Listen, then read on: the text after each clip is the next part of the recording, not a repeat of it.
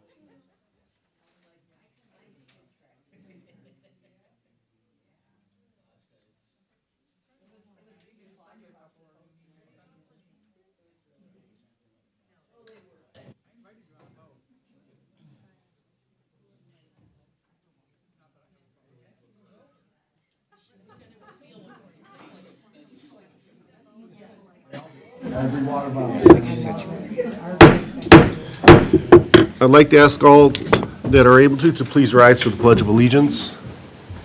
I pledge Allegiance to the flag of the United States of America and to the republic for which it stands, one nation, under God, indivisible, with liberty and justice for all.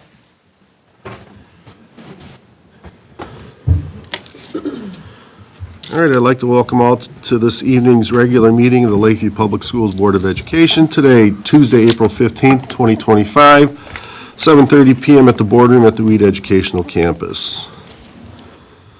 For the record, I'd like to note that Ms. Martin will not be present this evening due to a personal obligation.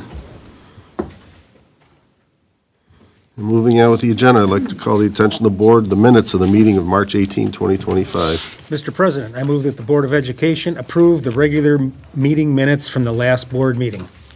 Support. Okay, we have a motion by Mr. Barrett, support by Mr. Asia. Discussion on the motion. Hearing none, all those in favor of the motion signify by saying aye. Aye. Those opposed, motion carries.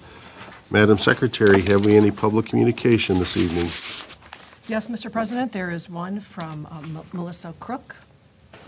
Okay, Topic of which apparently she would like to speak to the board. okay. Okay.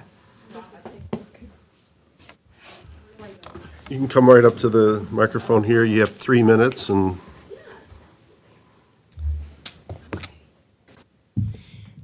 Thank you so much, Lakeview Board. I originally planned on coming here and addressing you guys in a different way, but I was pleasantly surprised and very relieved to see the superintendent's letter addressing the racist graffiti on the school. What struck me was the response from the principal. It was atrocious, and it swept racism under the rug. And during this time in which we live, it is now more important than ever to call out racism for what it is. And if we continue to push it under the rug, we are upholding white supremacy. And we can't do that because white supremacy benefits no one in this room. No one. And the principal, his response by simply referring to it as graffiti, made it like it was no big deal. Like somebody just wrote, this school's ugly or I hate school. No, they said something about people's identity, rooted in racist ideology. And that has no place anywhere in this city. It has no place in any of the school, in our schools. And I am so thankful that you understand that, Superintendent, and to the board that also understands that. So I want to applaud you for your quick response that is so very different from the principals. So thank you for doing that. But what I want to ask is what is going to happen now? What is the response now for the school board, and especially to that principal who had a tone-deaf response that didn't even address the actual issue? Because the issue is not racism. The issue is not graffiti, it's racism. That's the issue. So thank you, Superintendent, for understanding that that is the actual issue. Because it is, and it needs to be addressed, and it takes all of us in this room, especially all of us who are white. It takes all of us to do that. And we have to stand up.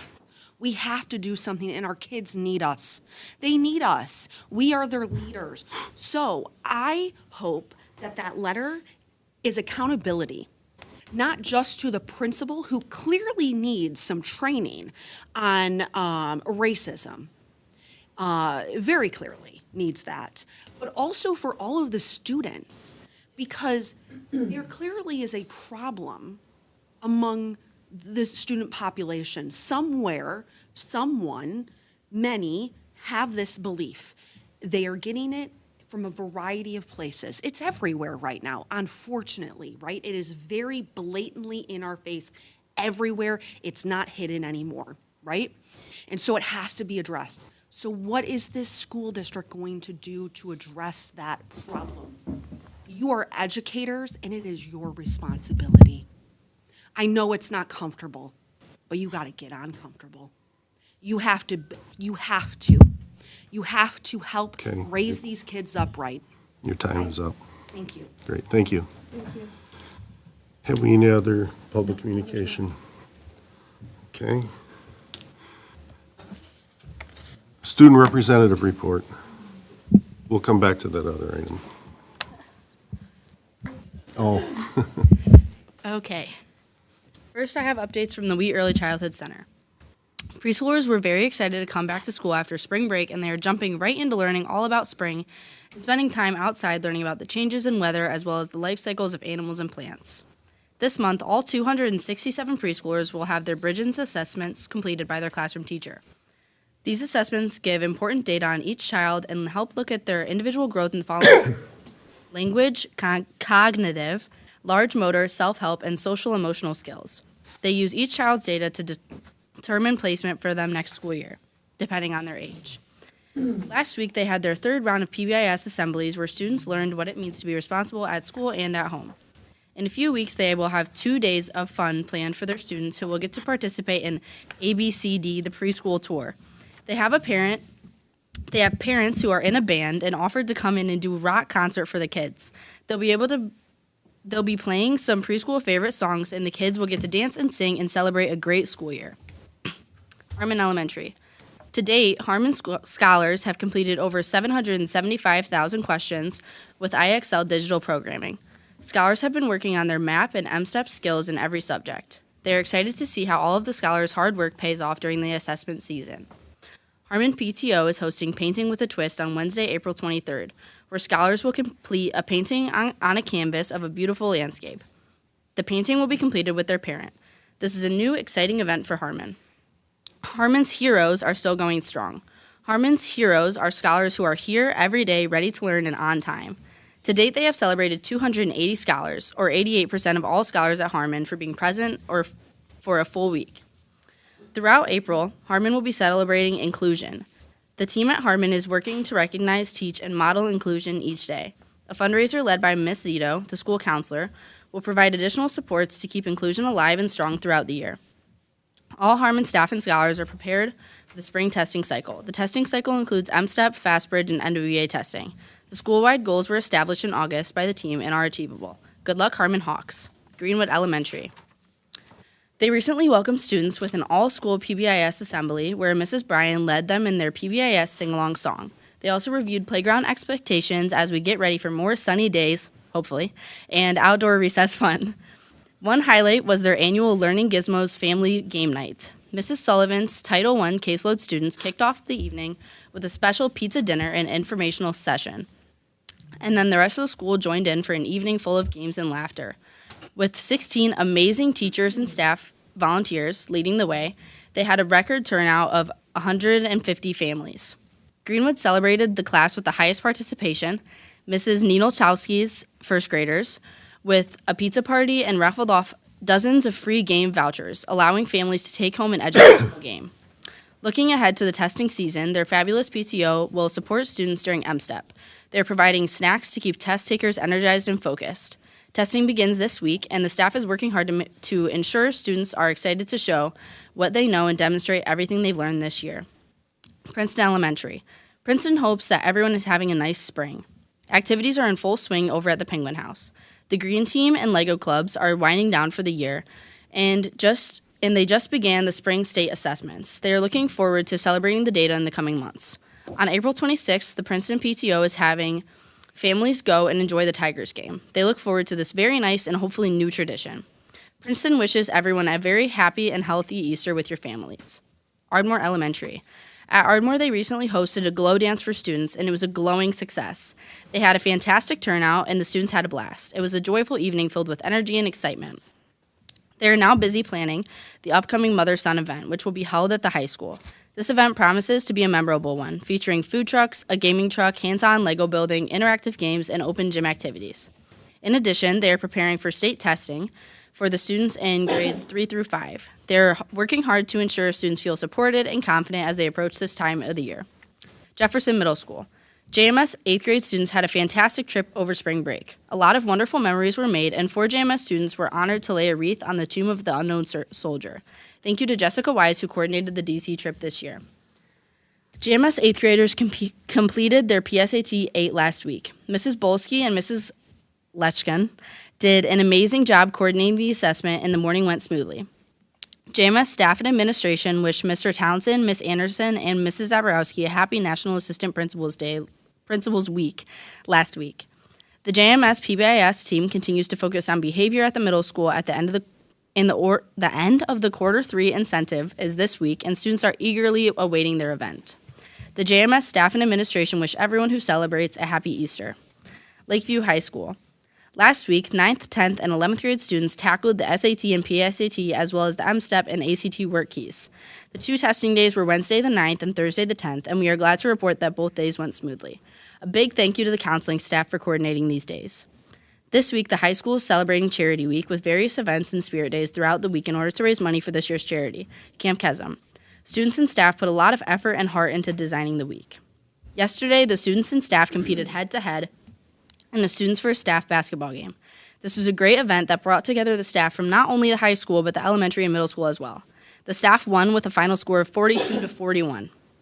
Looking forward, we will be having our annual Academic Awards Assembly on April 23rd. This event is a great way to honor the high school's high-achieving students and encourage them to keep up their great work. The Spring Blood Drive is also coming up on April 24th from 8 a.m. until 2 p.m. With the final countdown for seniors in full swing, there's a lot of preparation happening for the end of the year. Ticket sales for the Detroit Princess Cruise are happening this week and next, and prom ticket sales are wrapping up as well. The Class of 2025 Student Council has been working hard in preparation for prom, which is May 9th at the Italian Cultural Center. We hope that everyone enjoys their Easter and has a relaxing, long weekend. Thank you. Once again, another fine job in reporting all the activities going on in the district. Again, thank you very much for being so thorough with us this evening. Any questions for our student rep? None? Okay. All right, Board of Education Administration comments. I know following up on that public share moments ago, this is very new and developing news for us on the board. We just found out about this a little over an hour ago. It's the first I've heard any of it. So I understand that administration and perhaps with the assistance of law enforcement, they're looking into this in an attempt to put their arms around it and bring those persons accountable for this unfortunate incident. Can't candidly speaking, there is no room for any of this activity in Lakeview. Whoever was responsible, and if they're caught, will be held accountable for it. We promote all this diversity and equity and et cetera in our buildings throughout the district, day in and day out. There is no excuse for this. So rest assured that it's going to be addressed appropriately. So, from the board's perspective, that's what I know at this point. Because again, it's very fresh to the board, so we just have to let administration do their thing so it takes its course and we figure out what's going on here. So, Mr. Paulson. Yeah, I think Abigail's comments reference 3 different activities that are related to behavior, that are proactive behavior activities in 3 of the buildings in her report tonight. And it's commonplace for her to make those reports. PBIS is a positive behavior intervention setup. And so those types of things are ongoing throughout the year. It's not a one-shot emotional deal. It's a proactive intervention kind of setup. Echoing what I already sent with respect to the families and to our staff, this nature of, doing what we need to do to try to figure out who did it. We don't know if there's students. We don't know if there's some community member. We don't know who it is. It could be students from another high school. In fact, some of the information we're gathering could even suggest that based on what was done. Disappointing, needs to be different, and we'll take our steps forward to ensure that our kids get a chance to know something different and experience a lot of the positive things. The reports of this sort, be it this is graffiti and vandalism and that sort of thing, but activity in a hallway or in a classroom or in the lunchroom, those reports are very small in number, and they're dealt with very quickly and swiftly by our administrators at any given building at any given day. But they're very small in number. That doesn't mean things don't happen, or somebody writing on a bathroom stall, or somebody writing on a sidewalk or putting something on a building. But the actual incidents between kids or between staff and kids are very small in number. And Abigail's nodding her head because she's lived through Lakeview for 13 years, I think. So, if anybody's going to experience, it's going to be somebody that's been with it in the hallways and classrooms for 13 years. That doesn't mean we don't stop and try to do what we can do to be proactive, to eliminate it 100%, because that's really where it belongs. Eliminate it 100%. And I'll leave it at that. Okay. I know it's difficult to talk about these things, as you note, but in my eyes, and I'm sure in the board's eyes, and they can speak for themselves, is that we are very proactive in doing the right things about all this stuff. So there is no wiggle room for any digression in this stuff. So we just need some time so that an investigation can take its course. And like I said, it's all new to us. And some of the board members might be shaking their head here wondering, what are we talking about? Because they haven't seen it yet. Unfortunate. that Yes. we were notified only an hour before. Yes, and that's when it all hit, so, okay. Any comments from the board? I'd just like to say that personally, I'm appalled that anybody from the St. Clair Shores or surrounding community that had the audacity to climb up on a school and put words of hatred on an educational building that is there to protect children and for children to feel safe. It's disgusting, and I hope you're watching, because we will find you and you will be prosecuted. It is disgusting, and it's cheap, and it's insecurity, and it's just the worst type of person that can possibly do something like this. So I know from each one of these board members, because I've sat here with them, that they feel the exact same way, that, if this was written about any group, hate is not acceptable in Lakeview, period. And we will do everything we can. These are cowards. I just want to add, I have 5 children who've all gone through Lakeview schools. There's never really been any issues with them, and I have a child who is different than others as well, and I feel that the district's always been really supportive, and I want to just echo Mr. Dombrowski, Ms. Taylor, your comments. I do wish we would have found out little bit earlier. I have to say, as a parent of a high school, I did receive a letter yesterday, but I didn't really understand what that meant until we got the superintendent's information. And I would agree with you, Mr. Dombrowski, it's developing. So we really don't know where things are, but I do feel that, and someone who works in education, sometimes it takes a while to gather that information, and it can be frustrating as a parent, because I've been on both sides that, come on, let's take care of this right now. And sometimes you just can't do it. It takes time to gather that information. So I do trust Lakeview Schools that they'll get to the bottom, and the St. Clair Shores Police Department and all those involved, that they will get to the bottom of it. Would we like it? We'd like to know who did it yesterday. Yeah, we absolutely would have. But again, I do know that it does take time, and I do feel confident that we'll get to the resolution that we need on this. So, and I want to say, because I'm new to the board, but I do want to say thank you to the school board for all my kids and for, a child who's different who's been accepted despite that. So I do agree you're doing the right thing inside the schools. Now, it's outside the community, we can't control that as much. So just want to add on to you. And I'd like to take this opportunity that if anybody knows anything out there, please come forward and share with the administrators or the police department or fellow board members, because this cannot carry on. It's got to be stopped, nipped in the bud right now. So, any other comments from the board? None, administration?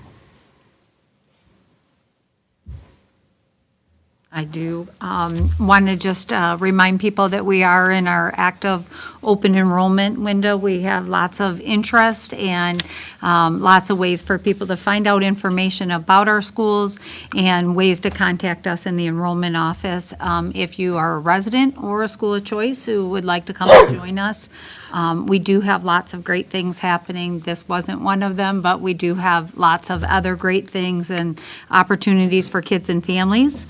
We also have good opportunities for employees to come and work for us. So if people are interested in joining our team, we do our postings on our HR page, and this is the kind of season where we start to have multiple postings that are up for various positions. So I encourage people to go to our website on the HR page and check that out as well. Cool. Thank you. Any other comments? I do have one other comment, and this it's related to security. I know it appears to me as I drive by, and I've brought this up numerous times in the past over the years, and again, I'm bringing it forward. Our properties often at times remain unsecure, meaning that gates are left unlocked. That's man gates to go in and out of the properties. At the high school athletic field, that gate's wide open, often, rarely locked. You got Ardmore on Louise, the double gates there, those are wide open. We need to do a better job in securing these properties so that we don't help somebody come up with something to be destructive. If we have things like this going on, who knows what's next? So we got to protect these properties, and in my opinion, there's a breakdown here that needs to be addressed. So if that can be looked into, be greatly appreciated. Any other comments? Okay, thank you. Moving on with the agenda. Item A, personnel, changes in personnel. Tonight, administration is bringing forward the following changes in personnel since the last presentation to the Board of Education on March 18th. Secondary department heads in our pilot program, Teresa Walker and Christy Boyle Osterbeck. Resignation, Nate Connor, Lakeview Public Schools Executive Assistant Human Resources. Retirements with regrets, Lori Cherry, Lakeview Public Schools Executive Assistant Human Resources. Catherine Fury, Jefferson Middle School Teacher. Cynthia Gilsonen, Jefferson Middle School Teacher. Christina Gastella, Lakeview High School teacher. Lori Rigoni, Lakeview High School Assistant Principal Athletic Director Operations Secretary. Schedule B, returning coach and sponsors as listed. Schedule B, new coach and sponsors, Abigail Horan, Lakeview High School Tennis Girls Junior Varsity Co-Coach. Isabel Shematero, Lakeview High School Tennis Girls Junior Varsity Co-Coach. Jacob Milanov, Lakeview High School Track Assistant Coach. Schedule B, new coach sponsors for next school year, Alicia Winterline, Lakeview High School Cheerleading Junior Varsity Coach. Mr. President, I move that the Board of Education approve the changes in personnel as presented. Support. Okay, we have a motion by Mr. Bear, support by Mr. Asha. Discussion on the motion. I guess you know you're getting old when you got people retiring that hired on when you were on the board. Yeah. It's amazing. It's amazing. You know, congratulations to those that are retiring. Any other comments? There's just some really good names here. Uh-huh. Both of my children had a couple of these teachers, and it's a bummer for our school, but congratulations to them to be able to move on and retire. So. Yes. Any other comments? Hearing none, all those in favor of the motion signify by saying aye. Aye. Those opposed? Motion carries. On to bond implementation, item A, audio video, oh, I'm sorry, did we? We do not have any new hires Oh, there we go. besides the Schedule B, so we're all set today. Okay, bond implementation, item A, audio video systems project recommendation. Continues to make significant technological improvements throughout our buildings because of the support from the 2019 bond. This includes improvements in our audio-video systems in all buildings. Tonight, administration is bringing forward a recommendation for updating the audio-visual systems, including sound systems, speakers, video projectors, video projection screens, and associated cabling where applicable. The scope of the project would include elementary school gymnasiums, JMS's gymnasium and cafeteria, and the LHS cafeteria. The project will be funded by the 2022 bond fund. Wright and Hunter was hired as our technology consultants on the project. They prepared the request for bid for the project, facilitated advertising of the RFP, facilitated a public bid opening, and reviewed the bids for compliancy. 4 vendors submitted qualifying bids based upon a detailed review of the bid responses and post-bid clarifications. Administration is recommending award of the audiovisual systems project base bid in the amount of $264,206 and a voluntary alternate number 1 in the amount of $580 to Advanced Lighting for a total amount of $264,786. And Scott Bruni from Wright and Hunter is here this evening if we have any questions from the board.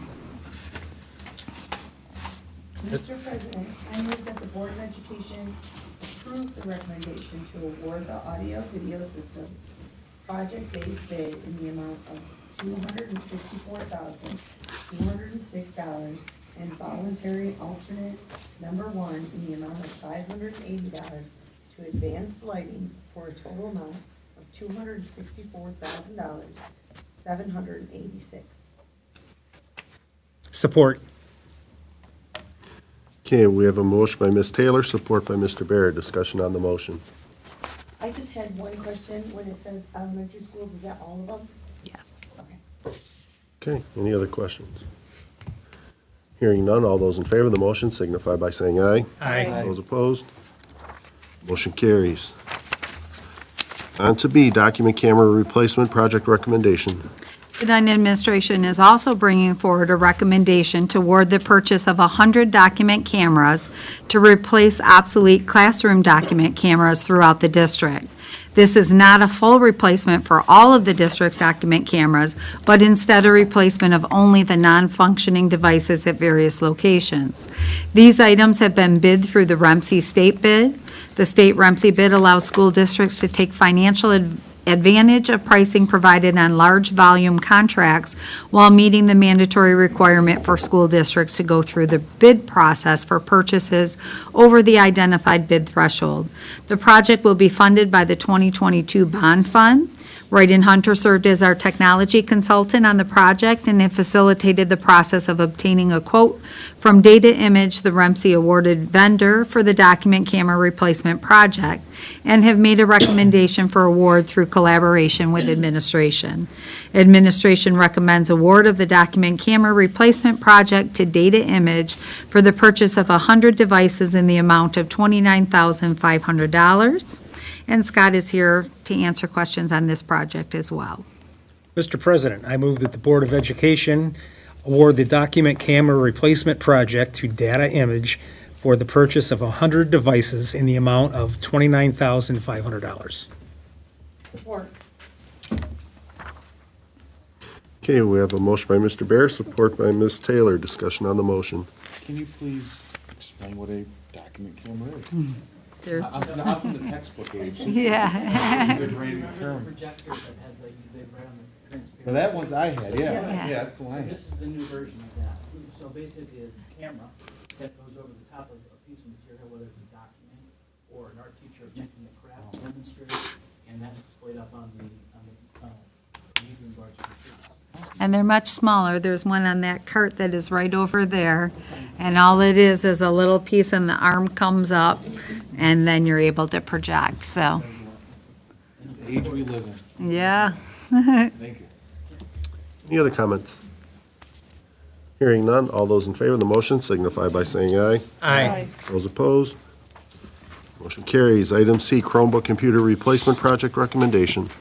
Early post-pandemic, the board approved the district to move forward with the implementation of a one-to-one computer initiative for students.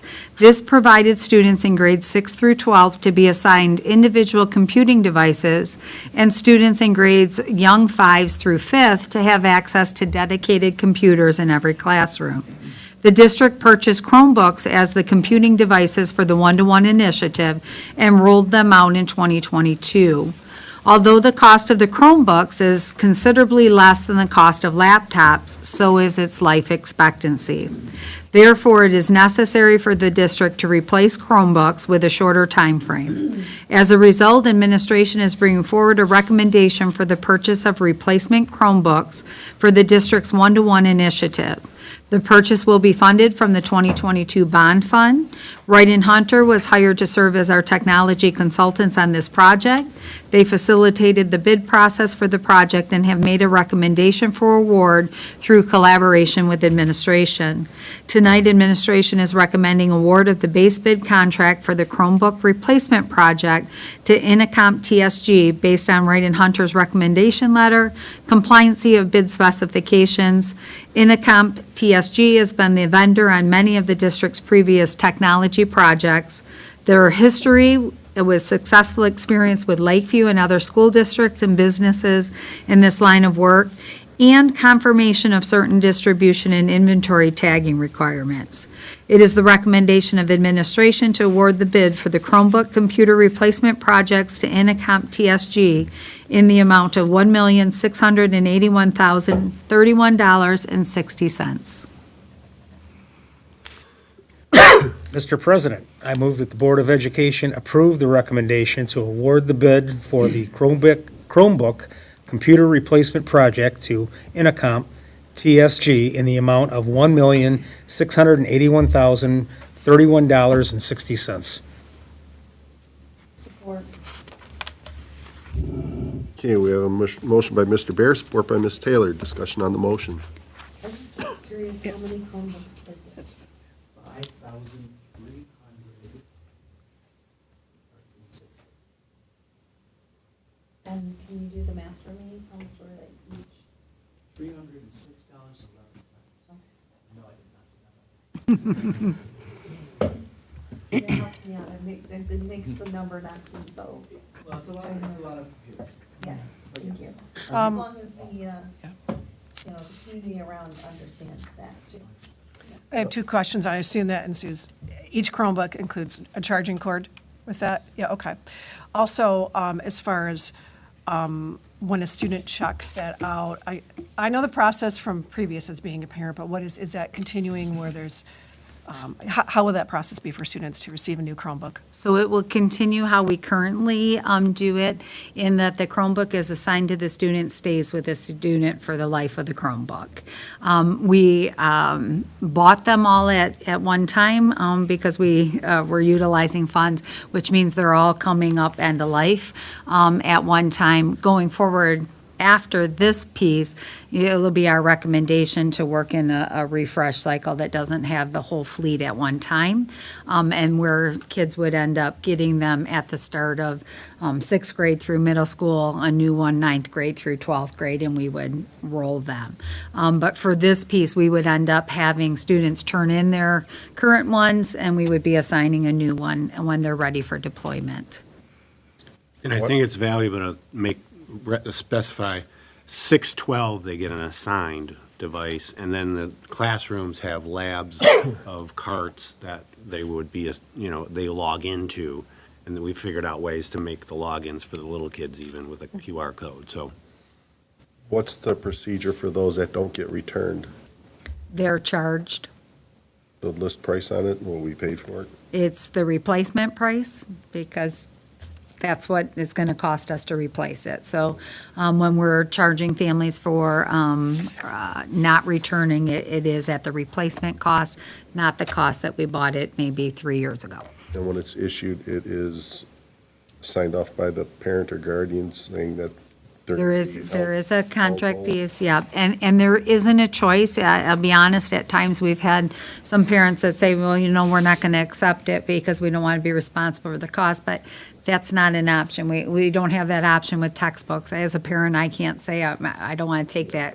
That is the instructional devices and materials that we're using, so that is part of the responsibility of the family. And we do, I would just add, we do have an insurance plan that families voluntarily have the choice to participate in. If they do and there's damage, then there's things that are included in that, but not I don't return it. If they don't return it, they pay the whole price. Do we, can we recoup any cost from the old Chromebooks? Is there like a core deposit? So, yes, we always try to recycle. I will tell you, I tease our tech folks, and, I call Mark Mullins MacGyver, because he really does cannibalize and really can keep things going. So the old devices will be used for parts and things as much as possible. We will probably try to sell some of them. The reality is they're not going to give much money. And the part that makes it really hard and why we're forced to do updates, one, they don't last long. As you can imagine, they're $300 devices that are taken home and banged around and used every day. But they're also not supported. So with their operating systems at a certain point end up being obsolete, and we can't get any support, so. Yeah, and you also run into some tricky licensing language issues when you You're trying to. try to sell this equipment to somewhere else. You can't do that because the license will not license. transfer. Then you're held accountable for that with the Business Software Alliance if they catch you doing it. It gets real ugly. So most of the times you just have to recycle the devices, and Yeah. unless you wipe them clean and then distribute them, then the new owner would have to buy all the new software for it and load it under their own license. And it's designed obsolescence, Yes. essentially. Sort of like, Yeah. But are the used components, can they be recycled and be recycled for profit? I don't know. They're made to be throwaway devices, so the devices aren't in great shape by the end. And that's why I say, our staff is going and pulling what they can to reuse and keep things going. There probably isn't going to be a real market to be able to make money off of them, as Mr. Dombrowski's saying. And then depending on the model and make of the particular unit, if the power supply, the charger, is universal, then you could potentially keep those as spares for the new ones coming in, but typically it's just trash the old stuff. One other thing I would add when you're talking about numbers, we're talking about our 6th through 12th grade, and these also are included in replacements for those students in our virtual school program too. All right. Any other I questions? guess my question, another question, because again, I'm a textbook kid.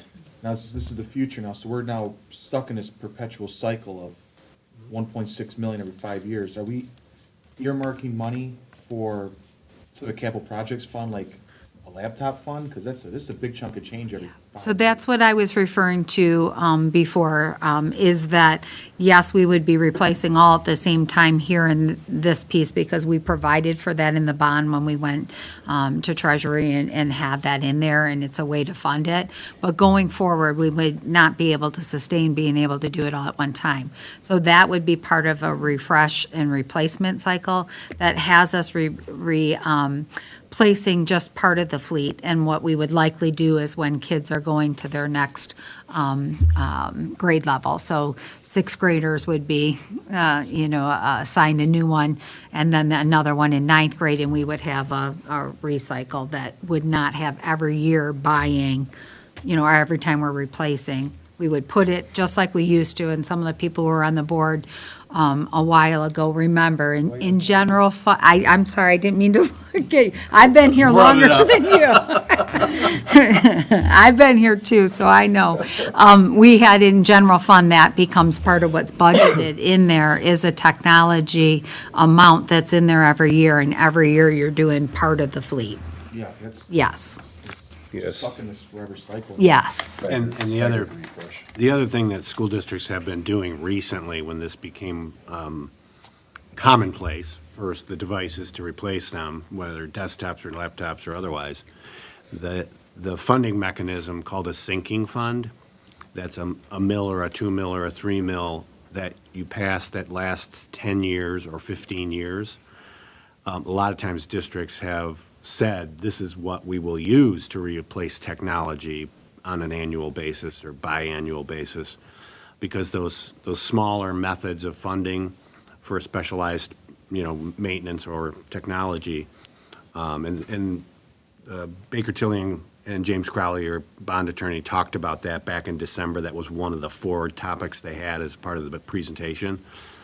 So districts oftentimes will have bonds for big buildings and renovations and other, large projects, but then pass a sinking fund that is extended over many years for the annual kinds of issues that would be arising. Because, to be honest, the state budget and the way the legislature and the governor have packaged things together, they're not really assuming that you're going to have to spend $2 million on technology every year going forward.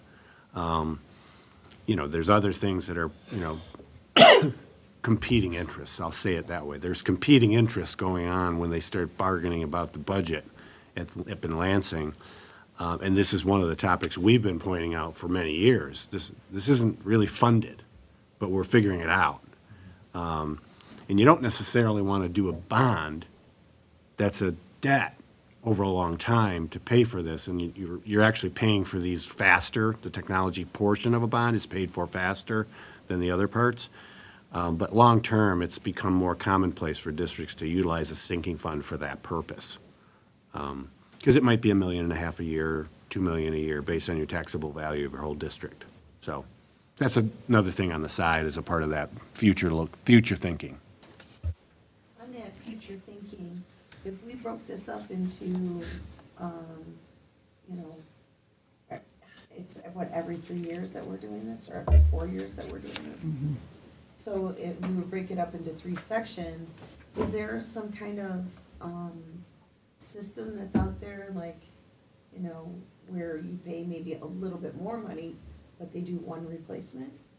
There's a leasing option too, that'll be something, we'll come back with other options when we get for the future part, because there are some things, and Scott and I have talked about that as well, as do we do some kind of, maybe even hybrid, I know but when we are giving you options, that is one of the options that's there. We may not choose to do that, we may choose to do other things, but there are some different things that are out there that you as a board will have to make some decisions about how we're going to fund it. Because you're all clearly on the page that we have to figure out how to fund it for the long term, not just this short term when we have the bond. Yeah, I just know, like, and then this is from just a sports aspect. You know, my kid was buying these bats, they're so expensive, but then they had like, you could go to Dick's and you could pay a certain extra amount and like your batting gloves. As soon as they wore out, you take it in and you got a new pair.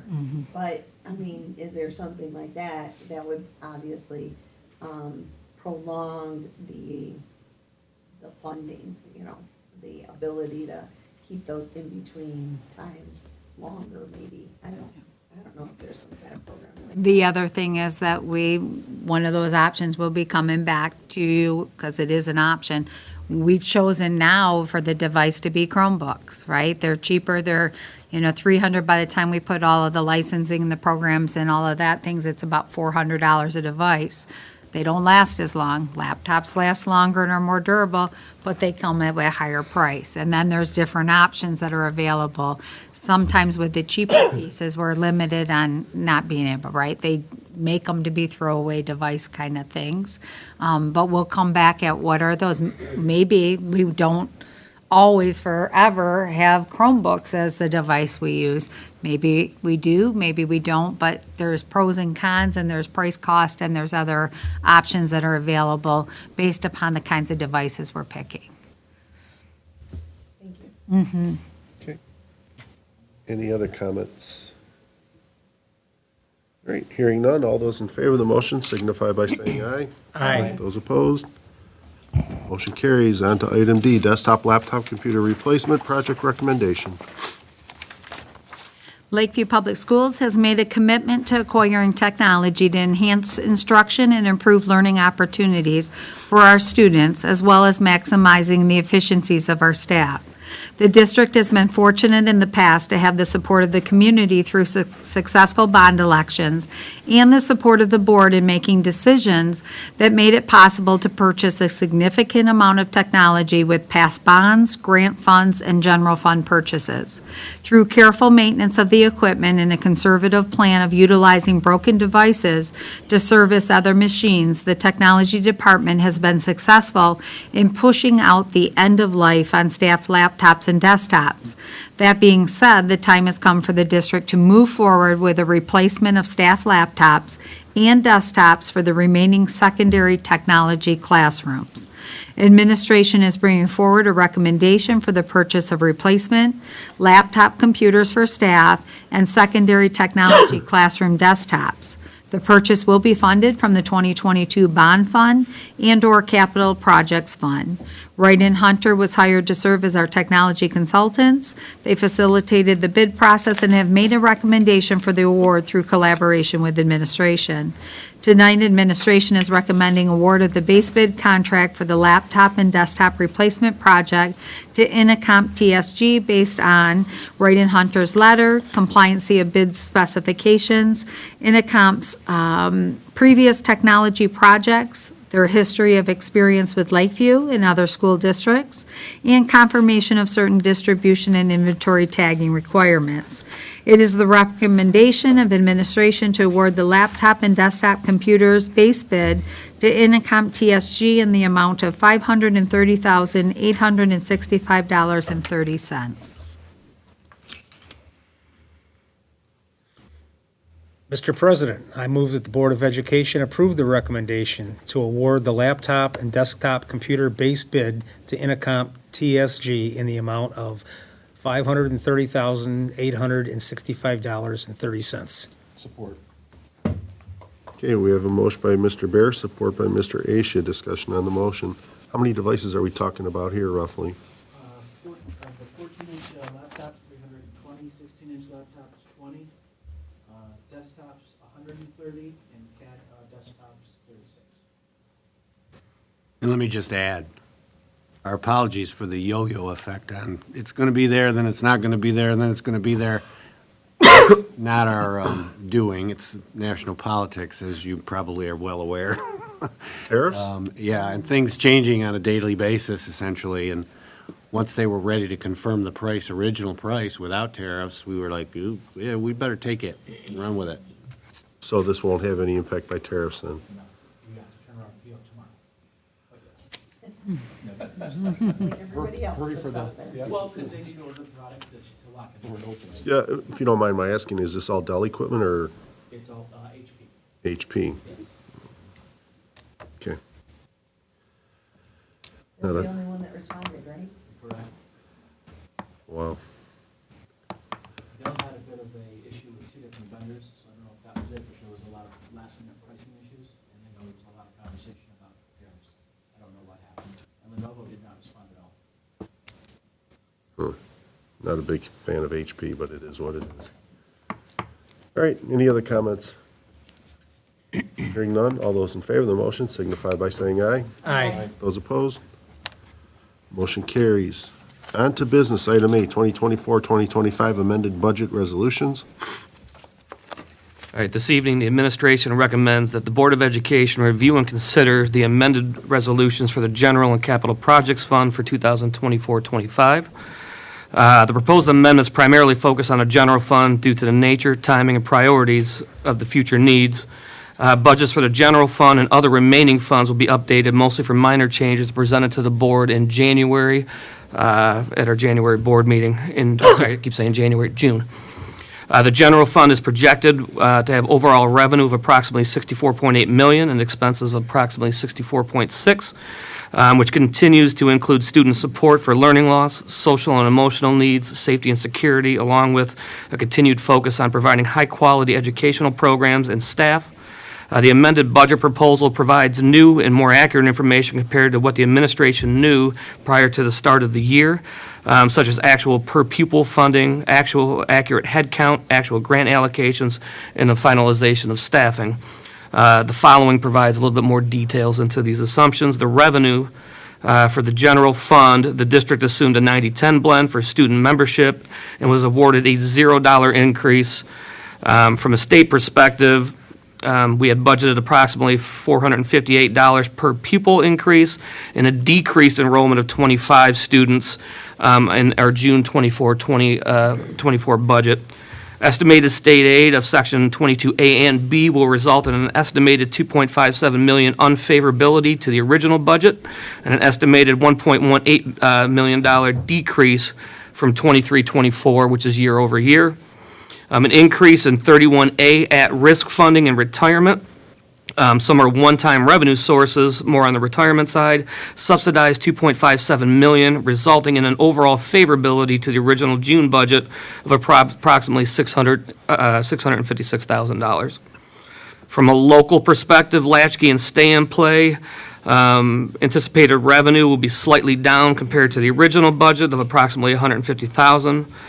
Federal Individuals with Disabilities Act, or an IDEA grant, have been slightly reduced and will flow through to the indirect sources in the financing section. So that the attachment that we gave, you'll see one area for federal decrease and you'll see the indirect increase. So that's the swap in those. So let's try to explain that. So from an expenditure side, on the expenditure side, the IDEA expenses also are favorable to budget, so they move proportionally with the revenue. So the slight decrease in revenue is going down with the expenses as well. Being absorbed, and they're also reclassed in the basic programs in the section of the financial records. The added needs section has approximately a 27% reduction from ESSER 3, and title fundings being overestimated simply from a timing perspective, so we spent a little bit more last year versus this year. Operations are slightly higher from the original budget due to school safety, HVAC repairs, district-wide, particular in the wheat campus, and snow removal and lawn services, et cetera. Also, the district has begun to implement the adoption of new curriculum, which expenses were approved subsequent to the original budget. So we're going to recognize about a third of it now. We'll pick up the rest of it deferred through the next couple of years. From a capital projects perspective, the district had good fiscal policies and prudent spending over the current fiscal year, and is planning for future projects to sustain growth in student populations. With this prudent financial planning, one-time funding revenue sources, the administration is proposing an increase of a transfer of $500,000 from the general fund to the capital projects fund. This will bring the estimated transfer to $1.5 million as opposed to the $1 million originally approved, providing for future needs in technology, maintenance, and renovations. Therefore, the administration recommends the adoption of the 24-25 amended budget appropriations resolutions to include the general fund and capital funds as presented. Mr. President, I move that the Board of Education approve the 2024-2025 amended budget appropriations resolution as presented. Okay, we have a motion by Mr. Bear, support by Ms. Taylor. Discussion on the motion. All this just scares me with everything that's going Going on. on, yeah. And the state of affairs and whether or not we're gonna have a federal board of education or it's just, and all the support that's being ripped out here and there for everything. Are we gonna have money to support IEPs? It's just really scary. And I hope that our community knows that, you know, we are just as concerned as they are about every student and making sure that we maintain a learning environment for everyone. Absolutely. And I would like to thank Mr. Lynn and his team for keeping all these things in the columns and, you know, trying to, you know, give us the best picture to make a prudent decision. Good stuff. Any other comments? With respect to the federal funds, you know, the back channel traffic that I've picked up over the last few weeks, title money, which is, you know, supporting at-risk kids, IDEA, which is special education more specifically, food, which is the federal free and reduced program, those things are not likely to be impacted negatively because they do directly connect to individual kids and families. The one that's in the background that people don't talk about or are less aware of is how schools utilize Medicaid and Medicare funding to do services for some families. And we submit records to be reimbursed for some of that service, social work and speech pathology more particularly usually. That one is a little bit less clear, so we're watching that closer than anything else from the federal perspective.